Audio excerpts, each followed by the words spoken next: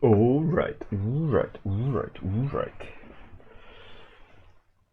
Zelen, you won. Yes, Zelen. First. You are the first. So, Feedback Friday.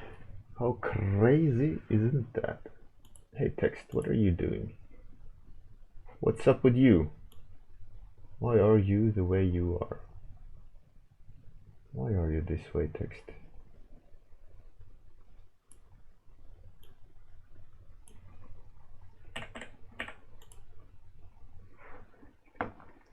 It is time. Let's switch that off.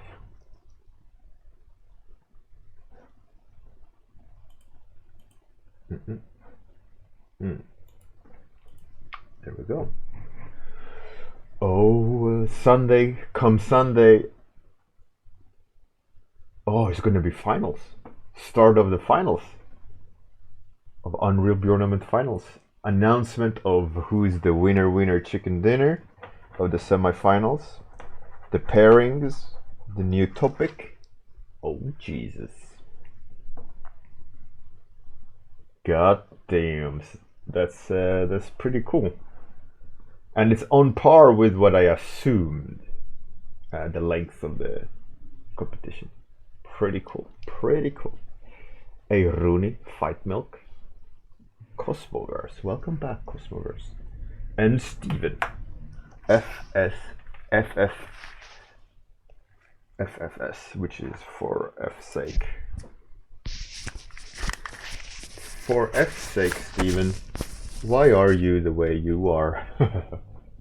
Hey, Dame Deviant. What a nice surprise. I really love your hybrid painting technique lately, Dame Deviant. I think what you gotta do, for me, what makes it kind of... I pull back a bit from it, is the, lack of a better word, messiness. There's a lot of colors in the wrong, I'd say the wrong temperature, if that makes sense. And I know watercolor is tricky that way. But there is like these kind of out of the box temperatures are always, they're never, they don't go together in harmony. It's always like green is that way, blue is that way, and the temperatures are off. That's for me, at least when it comes to watercolors, and I get a sense of that on yours. Not all the time, but sometimes. Hey Miguel, how's it going? Atsuki, Captain Bungles. Oh, how's it going? And Dame Deviant, it's tricky, but I think if you can control a little bit of the cleanliness, the temperatures, I think your painting is gonna get even stronger. I think that's the grace of watercolor, is that precision, and when you nail that precision, that's amazing. Hey Ritas, how's it going? Right, so I'm just gonna paint something again because it's Feedback Friday. Usually it ends up being a hot pile of mess, but let's go. This painting is by Steven. I guess Steven Smith on Discord is FS Steven here, if I'm not mistaken. Is that so? Either way, while we wait for an answer. Hey Rollomaster, how's it going? That's by you, right? Cool. I think the changes to the body, the perspective, is significantly better. It now doesn't look broken at the moment. Anders Zorn, yeah, he's fantastic. He's an amazing Swedish painter. And if you haven't seen them, you have to go Google Zorn's watercolor. They are mind-blowing. He was insanely good. in his like the implied details of his painting technique is insane. I look well rested today. I have a natural glow to myself. Actually, I have less sleep. My daughter has been having issues at night with seizures, but it is what it is, right?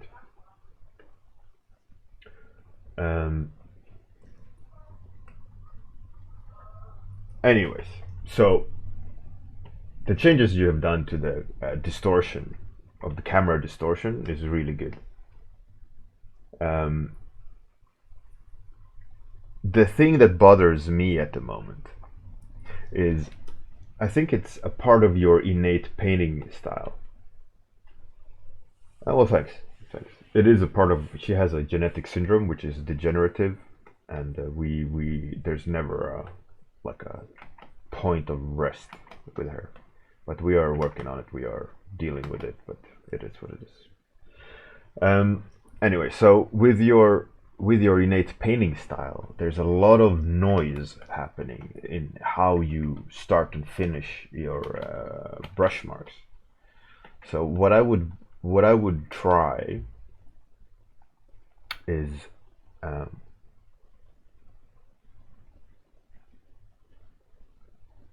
what's a good example? I think you have to introduce some direction to your brush marks more. So practice longer brush marks with more intent. And there's this. I'll comment on this before on a stream about brush marks, but when you start and stop a mark, and if you stack them next to each other, they become objects themselves. You don't want the mark to become an object in it of itself, unless it's intentional. But looking at a lot of this, it's not intentional to make that many marks and making that kind of noise level. I'll show you a guy that went to my in my university who's done a lot of art for some games. It's a very recognizable painting style when you see it. If you haven't seen it before, you will know. But this is his painting style, and his online nickname is El Huervo. I don't know what it means or what it does, but you can see that there's a lot of noise in this, right? There's a lot of color changes, but it's all organized in a way where the form and direction of it all is carefully placed in a hierarchy. So when we look at it, we can go zoop, zoop, zoop. We know exactly where to look, and there's a contrast points. And that's something you really have to adapt. So if you look at the top here, you see that the marks that he has done are carefully placed. They're following the form, and there's points where there's less contrast, and there's points where there's more contrast. And the same goes with the eyes and the color shifts and so on. So if we go back looking at your piece, there is moments where that is happening, like over here, over here. You're starting to find that balance, but in the focal point where the character stands and the ground and so on, there's all this noise, right? That's noise of like evenly chaotic rather than too organized or too generic, right? It's evenly just noise. There's no resting point. There's some strange hue shifts as well in your choices, and there's a lot of muddiness. So I would recommend you as you're doing this painting style, as you're going forward with this kind of colorful, chaotic, organized mess like El Huervo does, and you too, is that you really need to pay attention to the subtleties. the starts and stops of brush marks, the contrast points, the forms. Because if you don't control it, and this chaos will take over. So you can see it on these locations. That if we remove these circles and we squint, it all just merges. But if we look at this area and like this area, and when we squint, we can clearly read the differences, even though they should use a little bit more work, but they're starting to separate. So you have to be a lot more careful, and also you have to be a lot more careful with temperature.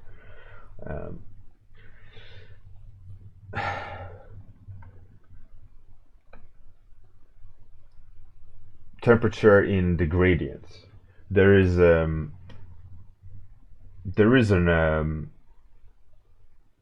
theory, right? Art theory, where there's a transition between two colors. You shouldn't have it as a numeric gradual, like let's say from green to blue. You slide the slider like Photoshop. When you put blue on top of green on 50% opacity, it'll go towards more gray because it's meeting the pixel value in the middle. It doesn't calculate the pigment. So what you got to do is you have to manually control the pigment, as in saturation of the. So you have to manually hue shift in the gradients. You can't rely on Photoshop understanding, and that's why we get areas like that. Very muddy, very gray, very uncontrolled.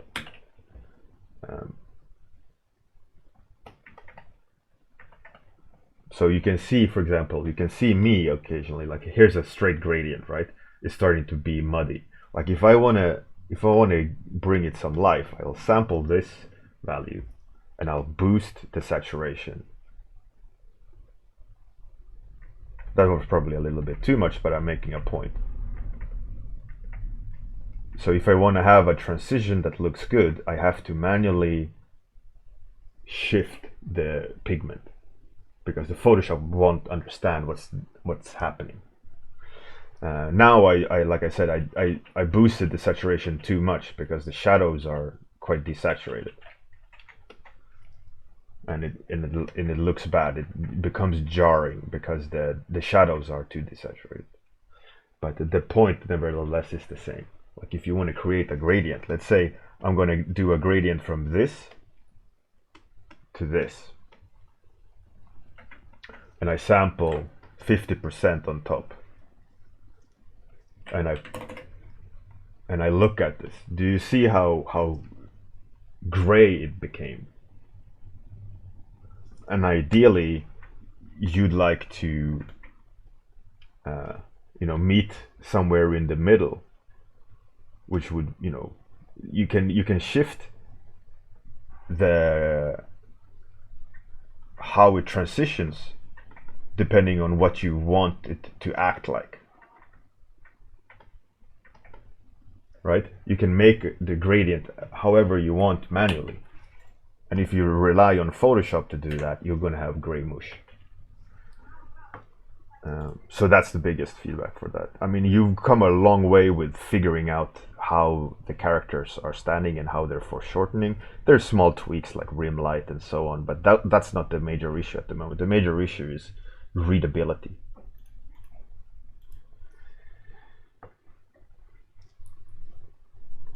Okay, so here is Runi Tochka, aka Irina. I have to remember all these nickname changes. It's tiring.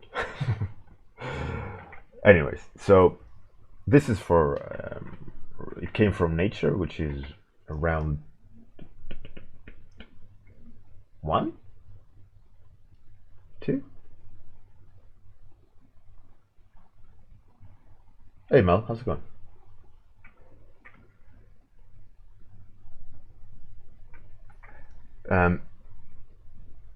So looking at it, it's a very, I think overall a nice balanced image. We read where we can like land where you want us to land.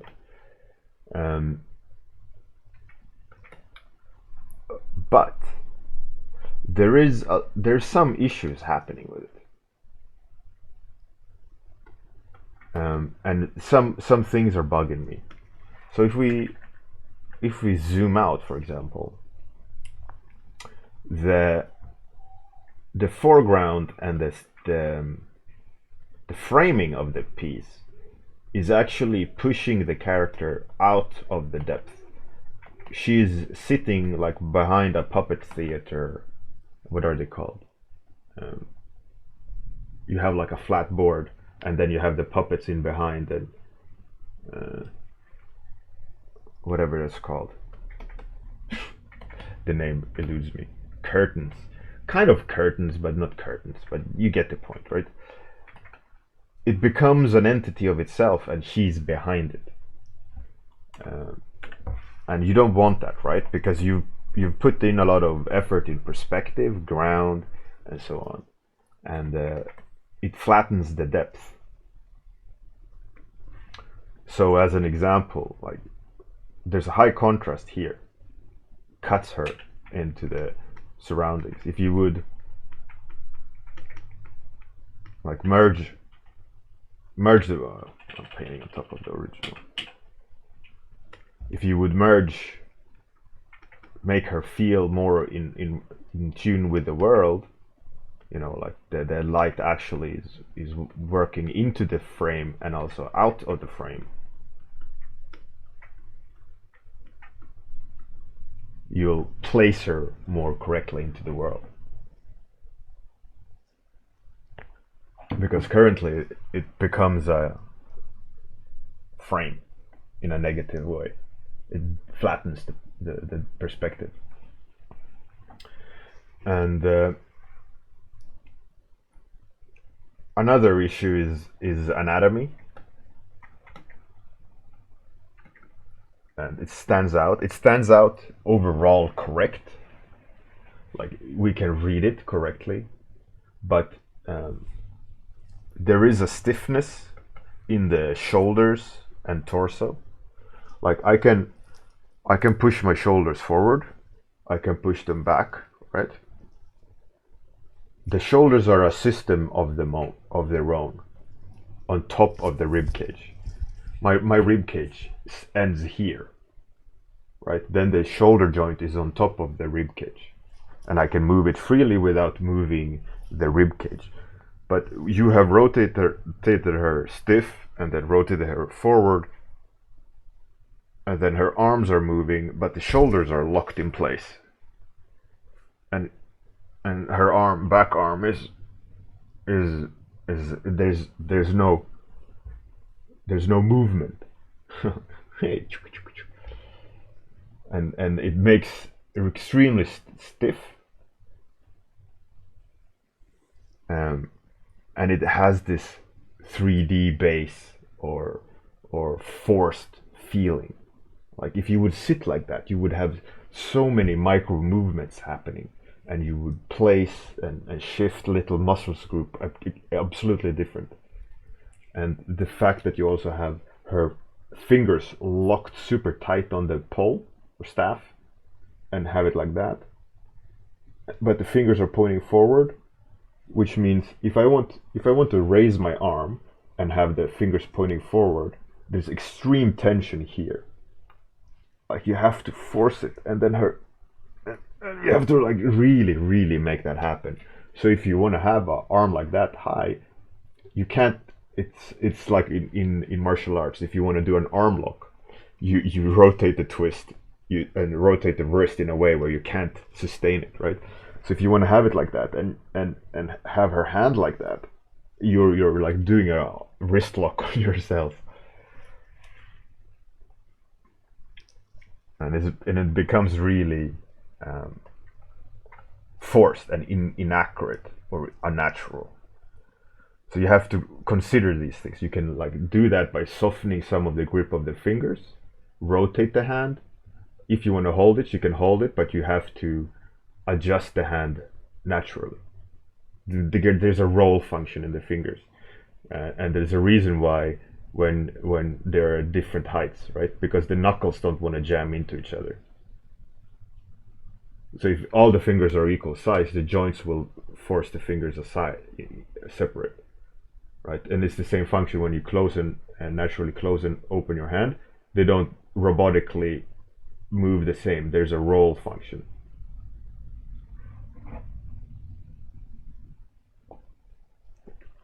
So that's naturally as well.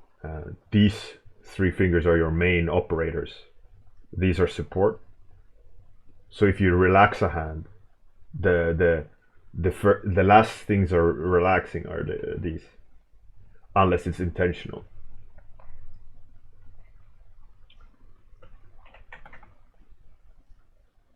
So when you do hands that are forced evenly like this, that's does 3D or inaccurately modeled hands from 3D base, or just lack of knowledge. But most of the time it's does 3D base, and I call it sausage fingers. It looks like a pack of hot dogs because they're not realistic.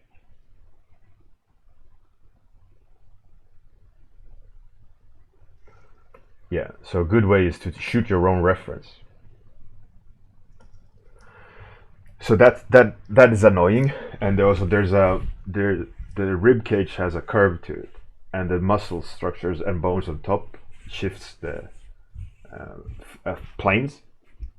Like there's a ledge, and then there's the top of the ledge like this, and then there's the rib cage going in another direction. So it's like a little kind of a soft staircase happening, and the light here is it doesn't show that, and the curvature of her breast should have a peak that should be lit more because it's a form that's poking out more towards the light source. At the moment now it's a flat plane there.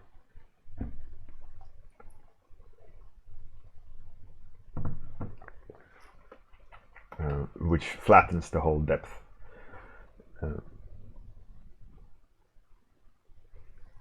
Overall, I would say it's really, really good. It's these subtle things that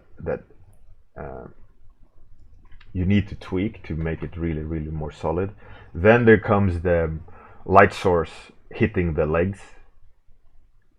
The light source should be center mass because it's on the muscle of the leg.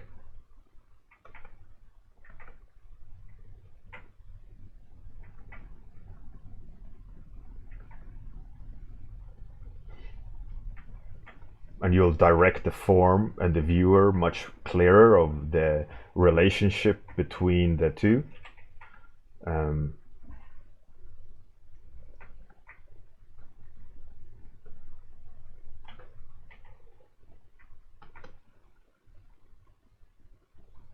the more accurate you get with the light source, the more you dare to push and pull volumes.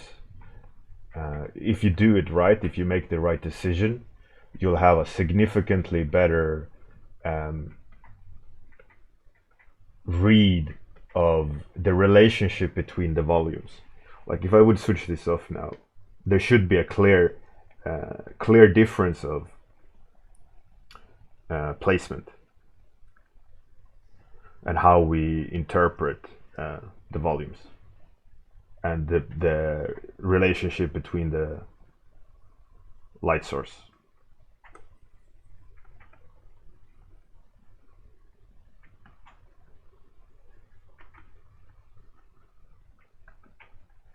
And also something you should take into consideration is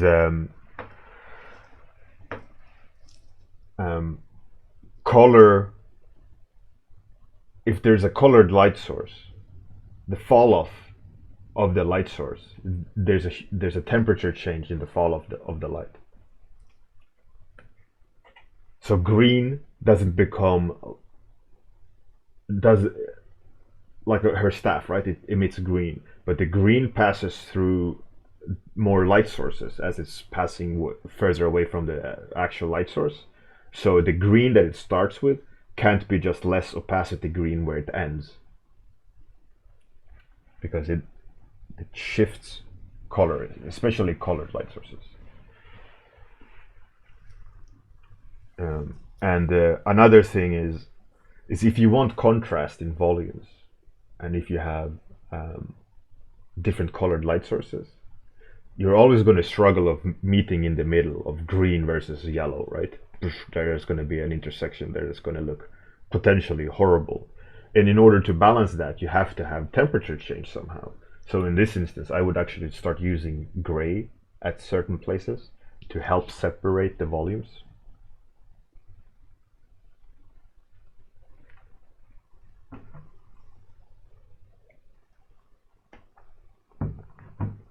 So with more accurate light, correct hue fall off,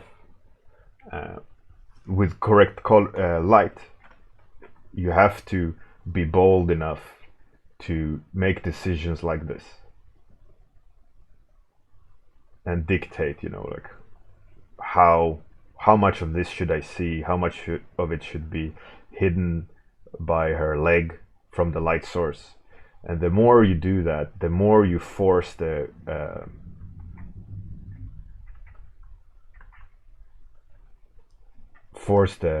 light to be accurate to the light source, the more it's going to read clearer. And it is this kind of mental process of what is actually correct. Am I painting with a symbol in my mind? Am I actually accurately depicting, or am I symbolically depicting? And in your version, there's a lot of symbolic depicting happening, where you're suggesting the action, and our brain goes, oh, okay, that's the action, I understand it. But the trick is to paint what's actually happening, not the symbol of what's happening. And there is a significant difference, as you can see, in how we interpret and how we understand.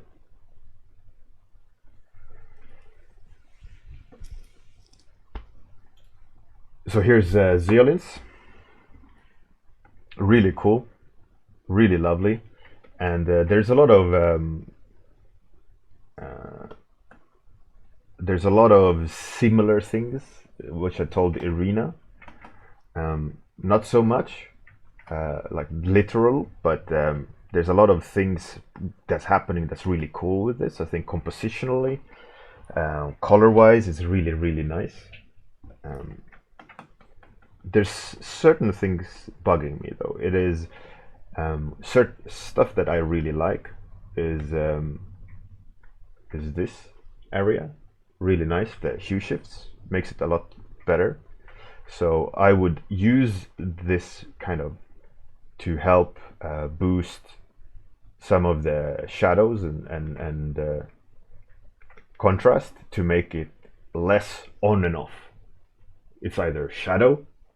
If it's in shadow, it's this deep shadow. If it's in light, it's this light, right? You want to bridge the two at choice places to indicate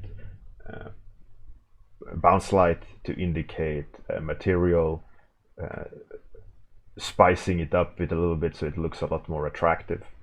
So what happens a lot of times when we do this kind of painting and this thinking is that we I had the correct word in my mind, but it's slipped. It escaped my mind. But it is like robotizing the implementation of the colors. Like, this is in shadow, that value. This is in light, that value. And then you apply it across the image. And yes, it is theoretically correct lit, but the relationship between them are dead, because there's just this. Oh, this is in shadow, that value. This is in light, this value, and and it's correct, but it's flat. So what you got to do is understand this fact that you can't always have the same color, can't always have the same value. You have to understand where to shift it so that it makes more sense. and it comes alive a lot more. And that's why I said, for example, I really loved this part, is because you're starting to do it, and it's starting to become three-dimensional. It's starting to become have a relation between itself and the light source, and starting to read more correctly. So that said, these things in the background, like, yes, they are in shadow, but their highlights are equal strength. The red bounce light is of equal strength at the equal direction, of equal balance, of equal size, and it becomes this. Yeah, I get it, but is it actually that the way I want it? So you can do that by different things, right? You can shift the hue, place one further back, and the other one a lot closer. You can also do that with scale. But yeah, and the webbing have too much contrast. White in shadow, especially with a far away cast shadow, won't go that dark. So what you're doing is you're creating this jarring high contrast focal points without a reason. You can indicate the cast shadow, but you don't need to go full like checkerboard contrast, unless it's on purpose. Like you could do it here to indicate fully that this is going back behind. So you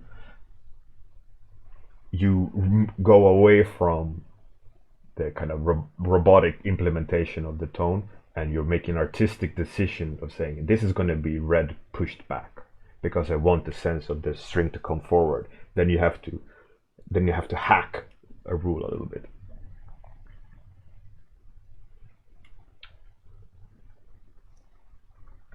So those kind of things makes a big difference. And if you remember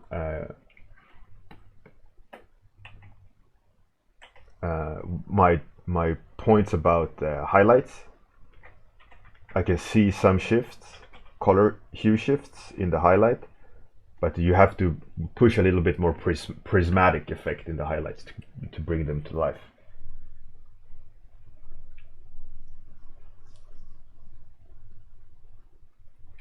So that's a really cool. These kind of subtle changes will bring a good painting to great. So you just gotta spend some more time deciding these kind of subtle things of pushing and pulling. It's the standard last 5%. The elusive 5% that you can never reach. But the more you push towards it, the more you learn, and the more of these small moves that make a big difference you will spot and be able to implement. But with that has to come knowledge and awareness. So what you could do, for example, is if you're stuck with highlights or you're stuck with temperature shifts in shadows and so on, look at how other people do it. Very skilled painters do it, or read color theory like James Gurney or things like that, to get like that little switch turned, like go, oh, okay, that's how it works. All right, so how can I implement it? Let's jump to the last one. This is Provoking Perch. I'm going to run a bit late over time, but yeah, Provoking Perch. I think the leading arm has a great color. I think you should separate the colors a little bit in terms of muddiness. You have to think that if it's direct light and indirect shadow, the shadow peak of the form that's not hit by direct light is being lit by the ambient.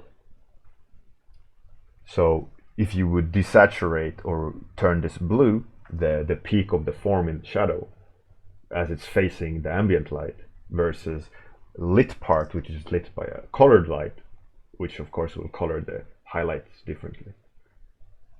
So simple on my painting, right? If this is in shadow, currently the shadow is just the same, right? It's just a blue tint over it. But if I want to have it lit by the ambient, I probably should desaturate it and having the form low contrast being lit not by the same hue as this, and this would probably have a more higher temperature highlight because it's being lit by the light. And that's the problem here, is there's a lot of just multiply.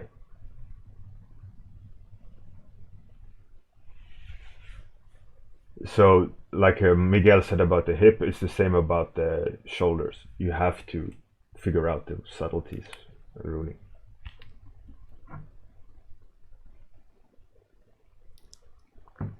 So these kind of color shift theories and so on is it changes depending on situation and depending on, you know, like, is there light there, then it will bounce light up into the shadow.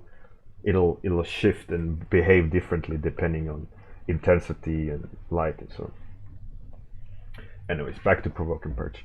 The problem is readability. A lot of your values are separated by hue, not or your read is separated by hue and very little value.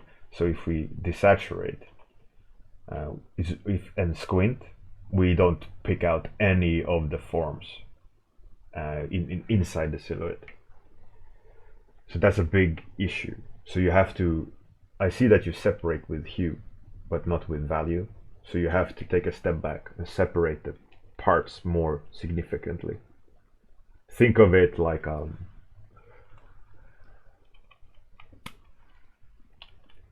if you have another character of the same, you will only be able to pick them apart of their silhouette, not about their value. You want both, right? So the trick is, what is the value design of her? I'm gonna like do a really, really rough paint over, and it's gonna look horrific, but bear with me, right?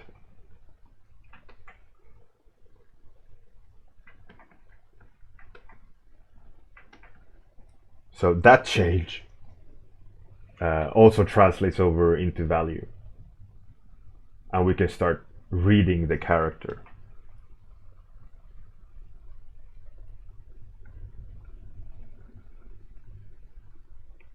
You know, what is this character's rhythm, if you may? You know, like when you hear like a chorus line in the music, like, oh, that's that song, this Tetris song, you know. It's the same with her. What is her rhythm? What is her melody? And it's about, when you do the thumbnail designs, that's the purpose of it, right? It's to find that unique combination of shapes and values that determines who the character is. And the better you get at it, the better you can nail the rhythm of these characters. And the idea is, if you scale down all the information into their bare essential design values, as in, you know, form, readability, and value design, if you put them next to each other at their most basic form, you should be able to go, oh, that's the heavy, that's the light, that's the tech, or whatever, you know. And currently it's all just merges into one. There's no separation.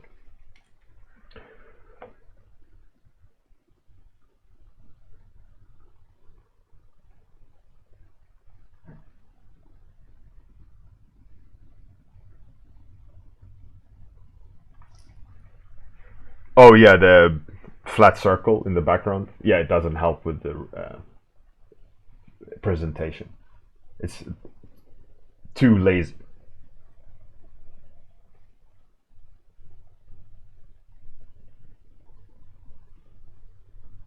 Black Sable. Also, when you add these shadows, again, shadows have a drop off. They merge with the ambient. Ambient or the shadow of a scene should be treated like light is additive, shadow isn't additive, right? If you switch off the light, the darkness is the darkness is constant, right? When you turn the light on, you add light to the darkness. That's why at night, when the sun goes away, you see no light, right? The darkness is always there. So if you add a shadow like this, the shadow shouldn't be added to the darkness, on top of the darkness, right? There is situations where that occurs, of course, as in it being lit, the background having more ambient light than the shadow. So the shadow is actually adding to the ambient light. But you have to, in these instances, the shadow has to merge. You can't have them as a separate object because it's trailing off and we go out of frame and we don't look at what it's supposed to suggest. As in, the shadow is there to suggest 3D sense. She's in the world. We shouldn't look like, oh, shadow. We should look at the character.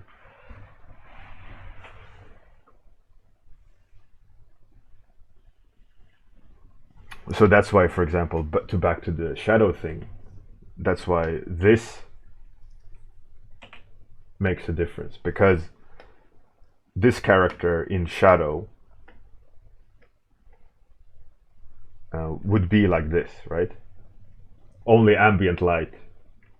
He's walking around in darkness. Oh, woe me, or whatever you say, right? And then someone turns on the light.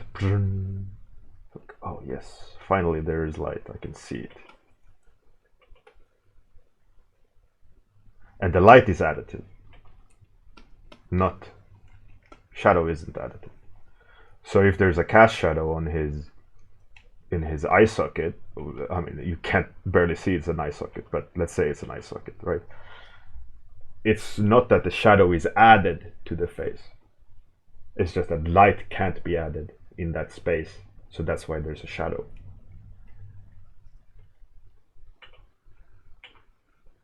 It's a fundamental and a weird way of thinking, but the light is actually, it's not you don't need add a shadow. You subtract light.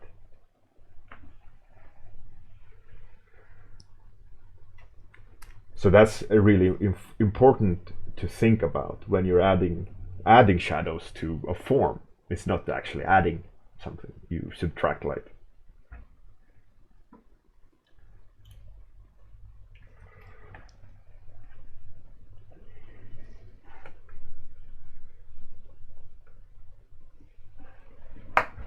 So that's a problem what a lot of people do when they add a shadow. They don't consider that if my shoulder would be in shadow, it would be lit by the ambient light. It would be lit by the atmosphere and the bouncing lights with indirect light, because there isn't a direct light source. As soon as I turn the light on or open the curtains, the light comes in and hits me, right? But here, this light here is from the wall.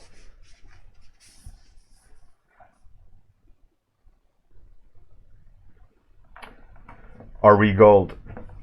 Join the Discord every Friday if you hashtag FF on Discord. It's Feedback Friday. Whatever is commented with hashtag FF, I'll have a look at and talk.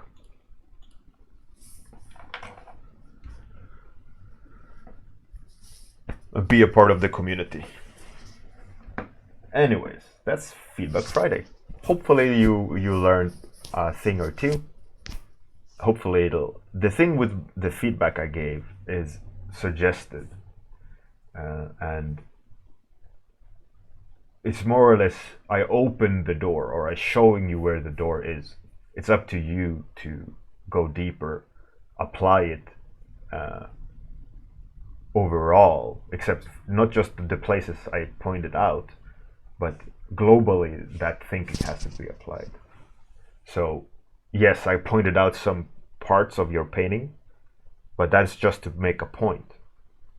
There's more depth to it. So I just show you, like, over there's the door, go through it. And if you go through it, you'll pick something up.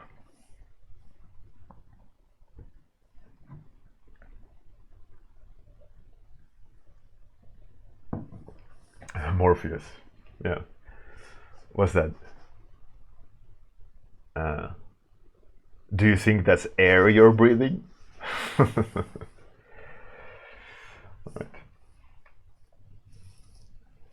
Oh yeah, Zealot. Just smash your face into the door. Alright, let's find someone to raid. As I need to get back to work. Work. Should we kill Tim Remmers? This is rigging. Maybe rigging is not that fun to look at. Joe is doing code, but Joe has great music. And he's doing some Topo Gun. Okay, let's go and give So Much Monsters some love, aka Joe. Joe the Madman.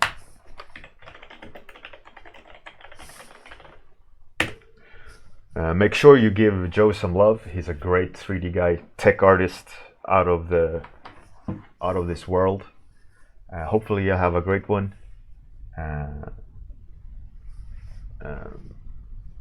Have a great one. I will most likely stream over the weekend, I hope. I'm gonna do the outro and then take you to the raid, so don't go anywhere. Have a good one. See you Monday, study Monday time. Toodles.